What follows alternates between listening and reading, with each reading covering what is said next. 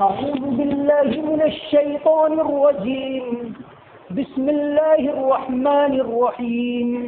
وما كان لمؤمن ولا مؤمنة إذا قضى الله ورسوله أمرا أن يكون لهم الخيرة من أمرهم ومن يعص الله ورسوله فقد ضل ضلالا مبينا.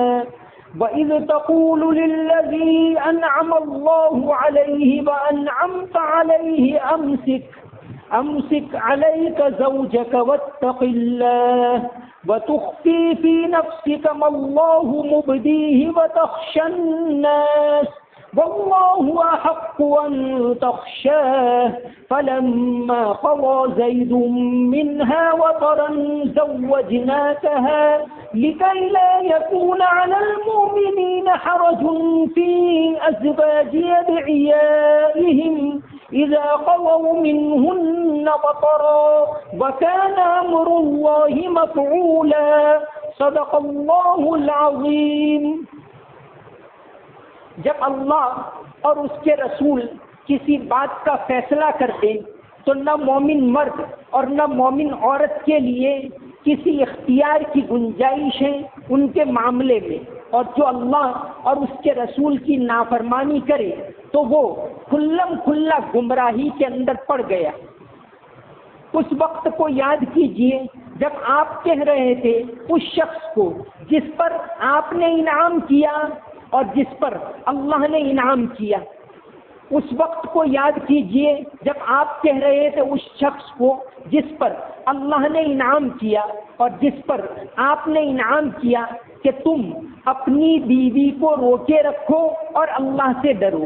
اور ایک بات آپ اپنے من میں چھپائے ہوئے تھے جس کو اللہ ظاہر کرنے والا ہے اور آپ لوگوں سے اندیشہ کر رہے تھے. اللہ اس بات کا زیادہ حقدار ہے کہ آپ اس سے ڈریں.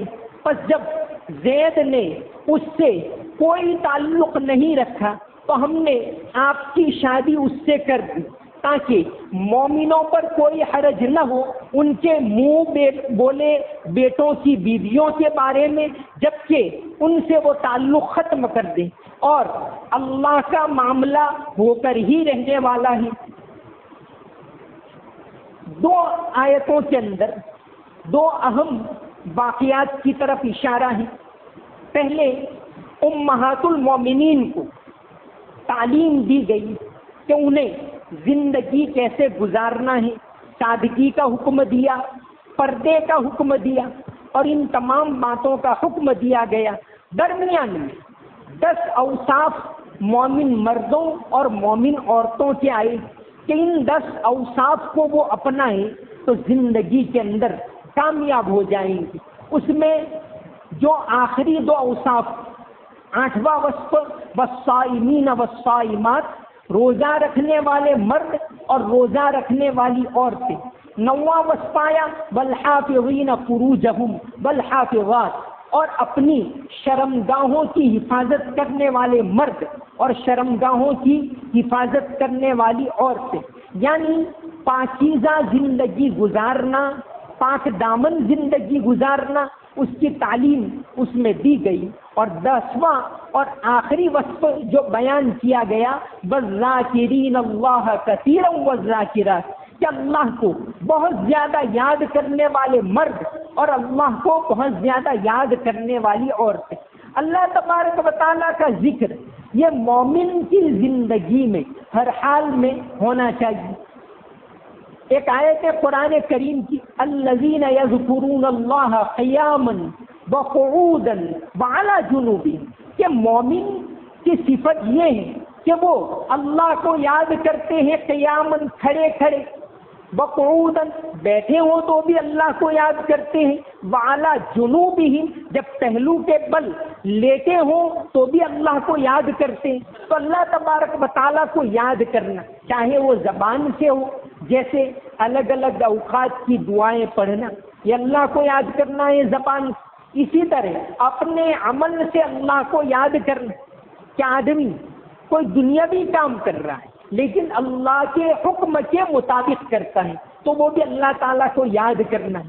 تو اللہ کا ذکر قرآن کے اندر آیا وَلَذِكْرُ اللَّهِ اکبر، اللہ کا ذکر بہت بڑا عمل ہے۔ آج کل ہم لوگ اس سے بہت زیادہ غافل ہو رہے ہیں۔ اللہ کے ذکر، قرآن کریم کی تلاوت، یہ اللہ کا ذکر ہے۔ تسبیح پڑھنا یہ اللہ کا ذکر ہے۔ دعائیں پڑھنا یہ اللہ کا ذکر ہے۔ نفل نماز پڑھنا یہ اللہ کا ذکر ہے۔ اب آج کل یہ موبائل نے اتنا زیادہ لوگوں کو غافل کر دیا ہے کہ اگر موقع ہے افطار کا یا کوئی اور موقع ہے، صبح دعا کا موقع ہے، اور وہ اس کے اندر مشغول ہے، موبائل کے اندر مشغول ہے، غفلت کے اندر مشغول ہے۔ یہاں تک کہ نوبت اب بڑھتے بڑھتے اتنی آ گئی کہ مسجدوں کے اندر کچھ سال پہلے احتیاط برتتے، مسجد میں موبائل پر بات کرنا بھی برا سمجھتے۔ اب نوبت یہ آ گئی کہ مسجد کے اندر لوگ ویڈیو کھول کر دیکھ رہے ہیں، ویب سائٹ جس میں فوٹو ہوتے وہ کھول کر مسجد کے اندر دیکھ رہے ہیں۔ تو یہ مسجد اللہ کا گھر ہے، یہ اللہ کے ذکر کے لیے ہے، اللہ کو یاد کرنے کے لیے ہے۔ اس طرح کی حرکتیں مسجد کے اندر کرنا یہ سراسر نامناسب ہے، اس سے بالکل پرہیز کرنا چاہیے۔ مسجد کے اندر اس کا استعمال نہیں ہونا چاہیے کہ وہ ساری چیزیں کھول کر مسجد کے اندر بیٹھ جاتے ہیں، یہ سراسر گناہ کا کام ہے۔ تو 10 اوصاف مومنین کے ذکر کیے گئے۔ اب آگے وہی معاشرتی زندگی کی تعلیم، اس میں 2 باتیں آ رہی ہیں۔ پہلی آیت کے اندر ایک واقعہ، آپ صلی اللہ علیہ وسلم کی پھوپھی زاد بہن تھی حضرت زینب بنت جحش، آپ کی پھوپھی تھی امیمہ بنت عبد المطلب، امیمہ کی بیٹی حضرت زینب وہ آپ کی پھوپھی کی لڑکی ہوتی۔ آپ صلی اللہ علیہ وسلم نے ان کا نکاح اپنے جو ان کا منہ بولا بیٹا تھا حضرت زید رضی اللہ عنہ ان سے کروا دی۔ وجہ یہ کہ حضرت زید پہلے غلام تھے، پھر آزاد کر دیے گئے۔ عرب معاشرے میں کوئی پہلے غلام بعد میں اگرچہ آزاد ہو جائے لیکن سماجی لحاظ سے اس کو تھوڑا نیچا سمجھا جاتا تھا۔ اسلام میں کوئی اونچ نیچ نہیں، یہاں سب برابر ہے۔ اسلام کے اندر کوئی اونچا نہیں، کوئی نیچا نہیں، سب برابر ہے۔ حالانکہ ہندوستان کے اندر دوسرے سماج کے اثرات کی وجہ سے ہمارے اندر بھی یہ بات کہ فلاں خاندان اونچا، فلاں خاندان نیچا، انصاری ہے تو وہ ایسا، پٹھان ہے تو ایسا۔ اسلام کے اندر کوئی یہ بات نہیں۔ ڈاکٹر امبیڈکر جنہوں نے دستور بنایا وہ بہت یہ اونچ نیچ کے بڑے مخالف، کیونکہ وہ خود نیچے خاندان کے اور ان کو بہت زیادہ جھیلنا پڑا۔ وہ جب داخلہ لیا اسکول کے اندر آج سے 100 سال پہلے تو کہا کہ بھئی اسکول کے اندر برہمن بچوں کے ساتھ یہ نہیں پڑھ سکتا، ایڈمیشن نہیں مل رہا۔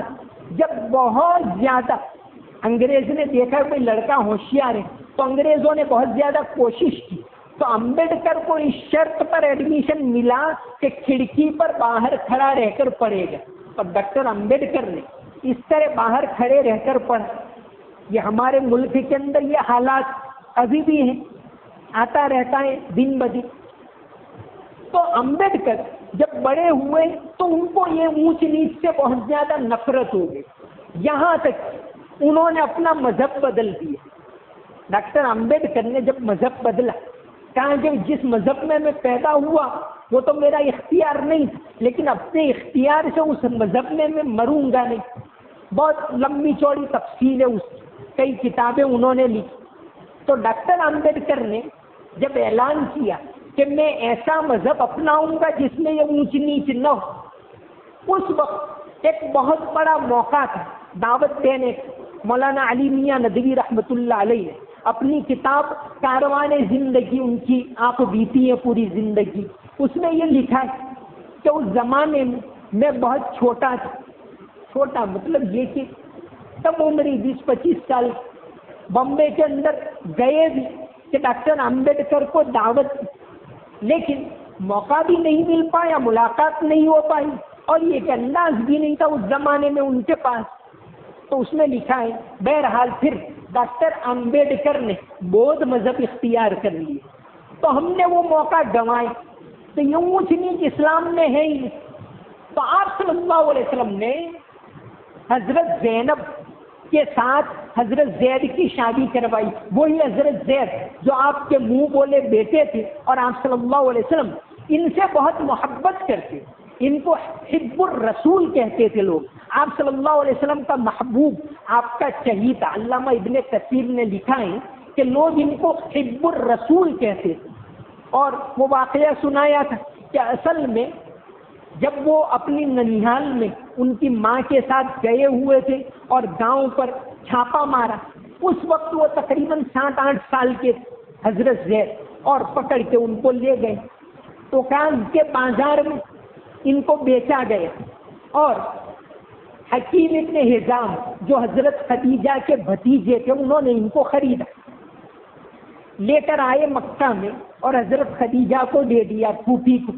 جب آپ صلی اللہ علیہ وسلم کا نکاح حضرت خدیجہ سے ہوا تو حضرت خدیجہ نے یہ زید کو، جن کا نام قرآن کے اندر آ رہا ہے، آپ صلی اللہ علیہ وسلم کو دے دیا کہ آپ کی خدمت کرے گا یہ لڑکا. آپ نے بھانپ لیا کہ لڑکا بہت ذہین، بہت کام کا ہوشیار لڑکا.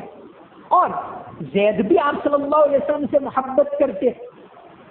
ان کے گھر سے بچھڑے ہوئے کوئی 7-8 سال ہو گئے اور ان کے گھر والوں کو پتا چل کہ زید تو مکہ کے اندر ہے. کسی نے دیکھا، حج میں آئے کہ وہ لڑکا وہی ہے.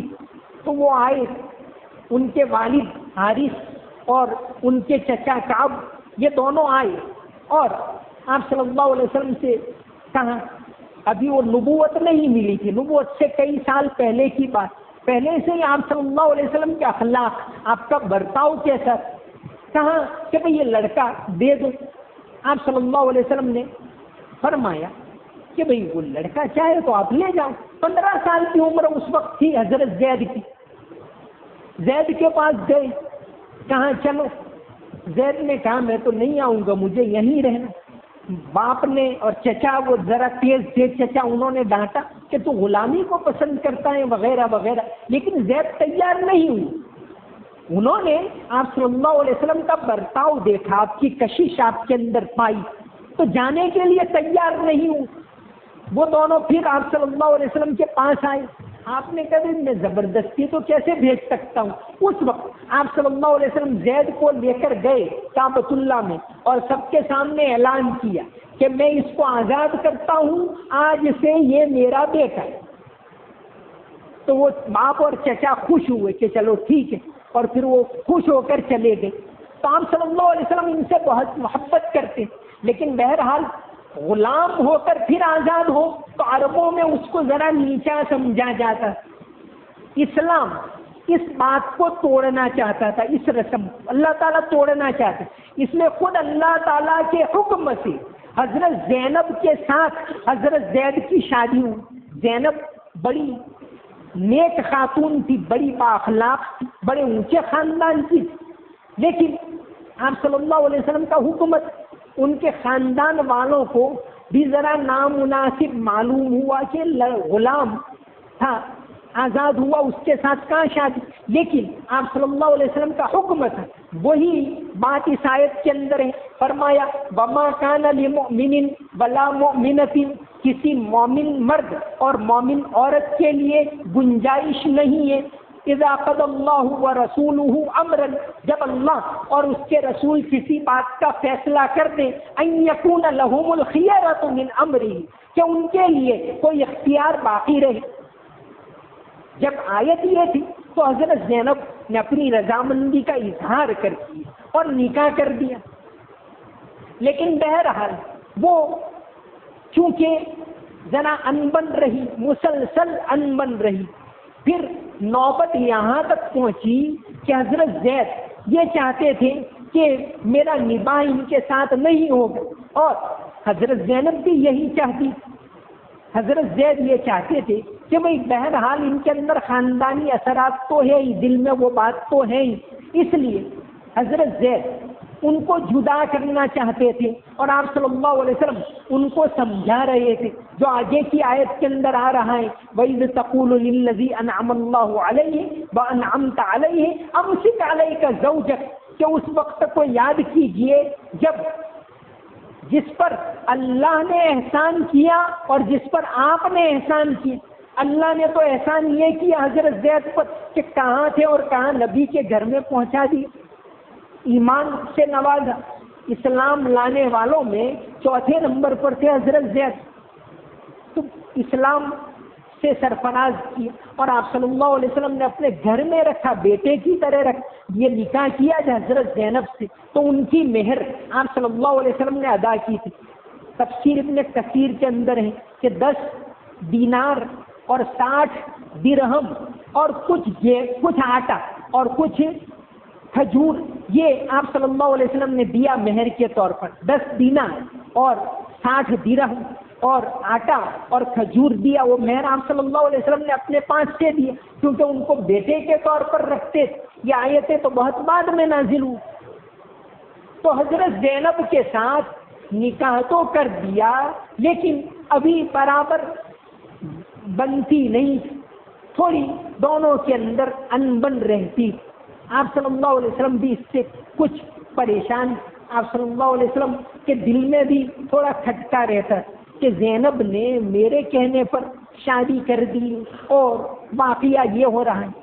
لیکن چونکہ حکمت، یہ آیت بڑی اہم ہے کہ اللہ اور اس کے رسول کا حکم وہ پہلے نمبر پر. اسلام کے جو 4 بنیادی اصول، اسلام شریعت ہے، وہ 4 باتوں سے بنی ہے. ایک تو قرآن، کتاب اللہ، سنت رسول، اجماع اور قیاس. کتاب اللہ یعنی قرآن، سب سے پہلا قرآن پر مدار شریعت 4 باتوں سے بنی ہے، کتاب اللہ. دوسرے نمبر پر سنت رسول یعنی آپ صلی اللہ علیہ وسلم کی حدیث 2. تیسرے نمبر پر ہے اجماع یعنی امت کے علماء کسی بات پر اجماع کر لیں. بہت سی باتیں ایسی ہوتی ہم کہتے تھے بھائی ایک لفظ سیکھ لیا ہے کہ بھائی بدعت، جیسے نبی کریم صلی اللہ علیہ وسلم کا فرمان ہے کہ ان امتی لا یجتمع علی الضلال، کہ میری امت کبھی بھی گمراہی پر جمع نہیں ہوتی. تو کوئی بات ساری امت مل کر اپنا لے تو پھر وہ شریعت میں ناجائز نہیں کہلائے. جیسے ہم ہر بات کو بدعت کہہ دیتے، جیسے نبی کریم صلی اللہ علیہ وسلم کے زمانے میں تسبیح انگلیوں پر پڑھی جاتی، یہ دانے والی تسبیح کہیں ملتی نہیں، یہ تو بہت بعد میں آئی. لیکن اب علماء نے دیکھا چونکہ تسبیحات گن کر پڑھیں، شریعت میں عدد آیا ہے کہ فلاں 33 مرتبہ پڑھو، فلاں 100 مرتبہ پڑھو، تو گننا تو پڑے گا، گننے کی بھی ایک فضیلت. ورنہ آپ صلی اللہ علیہ وسلم یوں کہتے تھے بھائی کئی مرتبہ پڑھو استغفار، 70 مرتبہ یا 100 مرتبہ کا کہا، مطلب عدد کی بھی ایک اہمیت. تو گننے کے لیے ضرورت کسی نہ کسی چیز کی پڑے گی. انگلیوں پر گنتے، بعد میں دانوں پر گننے لگے، تو علماء نے اس کو برا نہیں سمجھا، تو اب یہ بدعت نہیں کہلائے. شریعت کے اندر اس کی گنجائش ہوگی. بہت سی چیزیں ایسی ہوتی، ہر چیز بدعت نہیں کہلائے. جیسے مسجد کا منارہ شروع اسلام میں شروع کے 100 سال تک تھا ہی نہیں. آج وہ اسلام کی پہچان، بہت بعد میں یہ منارہ آئے. سب سے پہلے جو ملتا ہے کہ یہ دمشق کے اندر جامع مسجد ہے دمشق کی، وہاں سب سے پہلے منارہ بنایا گیا. وہ بنایا گیا اذان دینے کے لیے تاکہ اونچائی پر سے اذان دے سکے. پھر رفتہ سب جگہ کے اوپر یہ رائج ہو گئے. حالانکہ شروع میں نہیں تھا لیکن اب وہ دین کا ایک حصہ بن گیا، دین کی ایک پہچان بن گیا. اسلام منارہ جو ہے اسلام کی پہچان بن گئے. تو یہ بہت سی چیزیں، ہر چیز کہ بھئی یہ بدعت ہے یہ بدعت ہے فوراً ہم تو فتویٰ دے دیتے، ایسی بات نہیں ہوتی. تو شریعت کی بنیاد 4 چیزوں پر ہے، کتاب اللہ، نمبر 2 سنت رسول یعنی آپ صلی اللہ علیہ وسلم کے فرامین، آپ صلی اللہ علیہ وسلم کے افعال یعنی آپ نے جو کیا اور جو کہا وہ سب. تیسرے نمبر پر ہے اجماع یعنی امت کسی بات پر اجماع کر لی. جیسے شرابی کو کتنے کوڑے ماریں گے؟ آپ صلی اللہ علیہ وسلم کے زمانے میں شرابی کے کوڑے معین نہیں تھے، بس اس کو مارو تو مارتے تھے، بس اب چھوڑ دو چھوڑ دیتے۔ حضرت عمر نے معین کیے شرابی کو کے کوڑے، سب کو جمع کیا کہ بھئی معین کر دو کتنے مارنے چاہیے، پھر طے کیا۔ حضرت علی کی رائے پر 80 کوڑے متعین کی، تو وہ 80 ہو گئے۔ مارنا تو ثابت تھا، کتنے مارنا حضرت عمر کے زمانے میں متعین ہوا اور سب نے اجماع کر لیا کہ یہ برابر۔ تو جس بات پر امت کے علماء قرآن اور حدیث کی روشنی میں، قرآن اور حدیث کی روشنی میں اجماع کر لیں، اتفاق کر لیں، اس کو اجماع کہتے ہیں۔ اور قیاس یعنی باتیں تو قیامت تک پیدا ہوتی رہے گی، مسائل تو قیامت تک آتے رہیں گے، نئے نئے مسائل پیدا ہوتے رہے۔ اس زمانے میں یہ خون دینے کا مسئلہ کہاں تھا؟ بعد میں آیا۔ کڈنی ٹرانسپلانٹ کرنے کا مسئلہ کہاں تھا؟ یہ تمہاری یہ کریڈٹ کارڈ کے مسئلے کہاں؟ نئے نئے مسئلے تو قیامت تک آتے رہیں گے۔ تو علماء مفتیان وہ نئے مسائل کو قرآن اور حدیث کی روشنی میں دیکھ کر اس میں سے مسائل نکالتے، اس کو کہتے ہیں قیاس۔ آپ صلی اللہ علیہ وسلم نے حضرت معاذ بن جبل کو جب یمن بھیجا گورنر بنا کر، تو آپ نے فرمایا کہ تم قاضی بن کے جاتے ہو تو کیسے فیصلہ کرو گے؟ تو کہا کہ قرآن کے اندر دیکھوں گا۔ آپ نے پوچھا کہ اگر قرآن میں نہیں ملا تو؟ حضرت معاذ نے کہا تب میں حدیث کے اندر تلاش کروں گا اس کا حکم۔ آپ نے فرمایا کہ اگر حدیث کے اندر بھی نہیں ملا تو کیا کرو؟ تو حضرت معاذ نے عرض کیا کہ میں قیاس کروں، یعنی قرآن حدیث کی تعلیم کو مد نظر رکھ کر اندازہ لگاؤں۔ تو آپ صلی اللہ علیہ وسلم نے ان کو شاباشی دی کہ اللہ تبارک و تعالیٰ نے اپنے رسول کے بھیجے ہوئے بہت زیادہ سمجھ دی حضرت معاذ۔ تو اس کو قیاس کہتے ہیں۔ 4 چیزوں پر اسلام کے سارے مسائل شریعت ہیں، وہ ان 4 چیزوں سے بنی ہے: قرآن، حدیث، اجماع اور قیاس۔ تو یہاں یہ بات آئی کہ اگر رسول صلی اللہ علیہ وسلم کسی بات کا حکم دے دیں، اللہ اور اس کے رسول حکم دے دیں، تو کسی مومن مرد اور کسی مومن عورت کے لیے گنجائش نہیں ہے کہ وہ دوسری بات کو اختیار کرے۔ یہ آیت اسی وقت نازل ہوئی جب حضرت زید کا نکاح حضرت زینب سے ہوا، لیکن ان دونوں کے اندر انبن رہی۔ جب انبن رہی اور آپ صلی اللہ علیہ وسلم بھی ذرا اس سے کھٹکا محسوس کرتے، حضرت زید نے کئی مرتبہ آپ سے مشورہ کیا کہ میں زینب کو نکاح میں رکھنا نہیں چاہتا۔ تو آگے کی آیت کے اندر آ رہا ہے وَإِذْ تَقُولُ لِلَّذِي أَنْعَمَ اللَّهُ عَلَيْهِ وَأَنْعَمْتَ عَلَيْهِ، اس وقت کو یاد کیجئے اے نبی جبکہ آپ کہہ رہے تھے اس کو جس پر آپ نے بھی احسان کیا اور جس پر اللہ نے بھی احسان کیا۔ کیا؟ امسک علیک زوجک، اپنی بیوی کو روکے رکھ، یعنی اس کو طلاق مت دو، جدا مت کرو۔ وتخفی فی نفسک واتق اللہ، اللہ سے ڈرو۔ آپ صلی اللہ علیہ وسلم حضرت زید کو یہ بات کہہ رہے تھے۔ دوسری طرف اللہ تبارک و تعالیٰ کو ایک اور بات منظور، بہت سی باتیں سماج میں گھر کر جاتی ہے، رسم و رواج سے نکلنا بہت مشکل بھاری کام ہوتا ہے کہ لوگ کیا کہیں گے۔ شادی کے موقع پر یا کوئی اور موقع ہوتا تو بات یہ ہوتی کہ لوگ کیا کہیں گے، بھئی اس طرح کرو، تو بات یہی آتی کہ بھئی لوگ کیا کہیں گے۔ تو رسم و رواج کو ختم کرنا بہت زیادہ مشکل کام ہوتا ہے۔ تو یہ زید، ان کو آپ صلی اللہ علیہ وسلم نے بیٹے کے طور پر رکھ۔ اب لے پالک بیٹا حقیقی بیٹے کی طرح نہیں، یہ بات شریعت سمجھانا چاہتی، اللہ تعالیٰ سمجھانا چاہتے اور نبی کے ذریعے سمجھانا چاہتے۔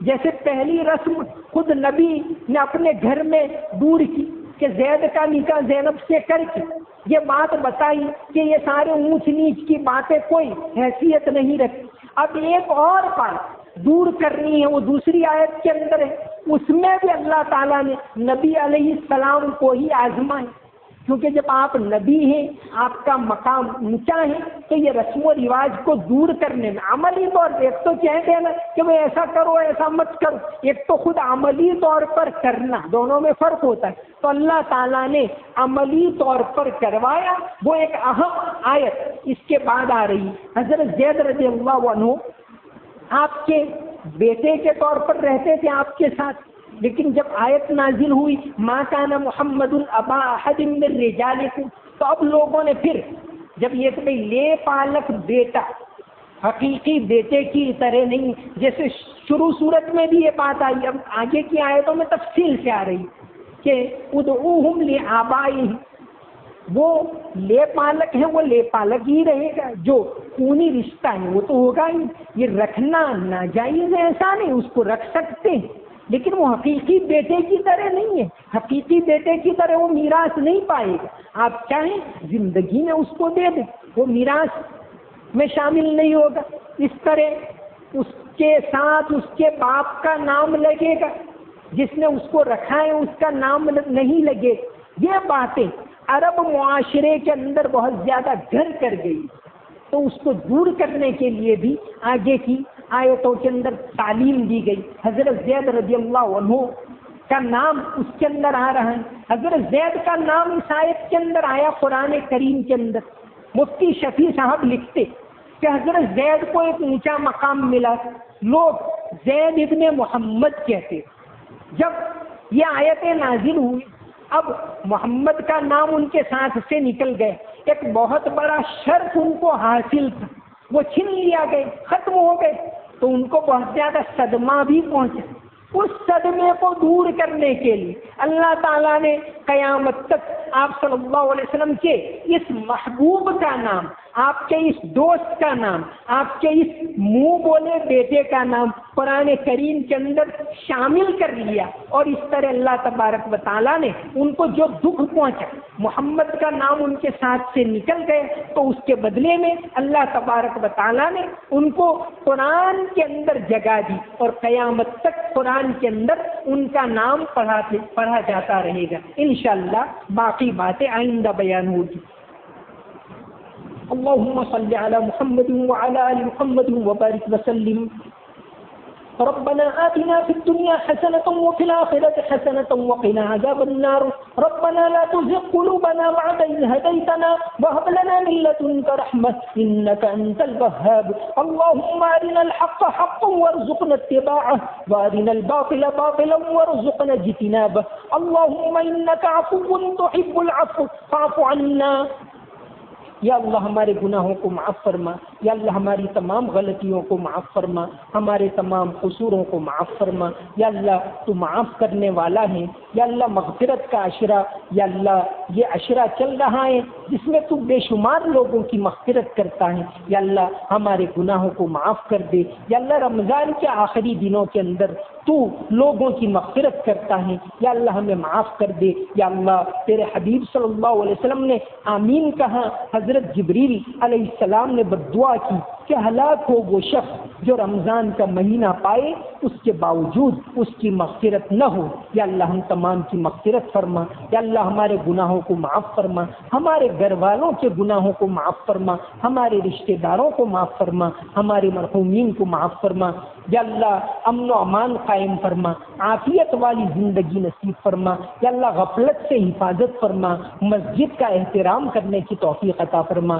یا اللہ مسجد کے اندر غفلت سے ہماری حفاظت فرما، مسجد کا احترام کرنے کی توفیق عطا فرما، یا اللہ ہمارے مرحومین کی مغفرت فرما، انہیں جنت میں اعلیٰ مقام نصیب فرما، یا اللہ ہدایت کو عام فرما، گمراہی کو ختم فرما، یا اللہ مسلمانوں کو عزت والی زندگی نصیب فرما، کسی کا محتاج نہ بنا، یا اللہ ذلت اور رسوائی سے حفاظت فرما، یا اللہ تمام مسلمانوں کی ذلت اور رسوائی سے حفاظت فرما، یا اللہ ملک کے اندر امن و عافیت کا ماحول قائم فرما، ہدایت کی ہواؤں کو چلا، یا اللہ ہدایت ہدایت کی ہواؤں کو چلا، انسانیت کی ہواؤں کو چلا۔ یا اللہ ظلم و ستم کو ختم فرما، یا اللہ رشوت کو ختم فرما، یا اللہ بے ایمانی کو ختم فرما، ملک کے اندر ایمانداری کو زندہ فرما، امانت داری کو زندہ فرما۔ یا اللہ دعوت کے کام کے لیے ہمارا انتخاب فرما، یا اللہ ہم سے دعوت کا کام لے لے، یا اللہ ہم سے تیرے دین کا کام لے لے،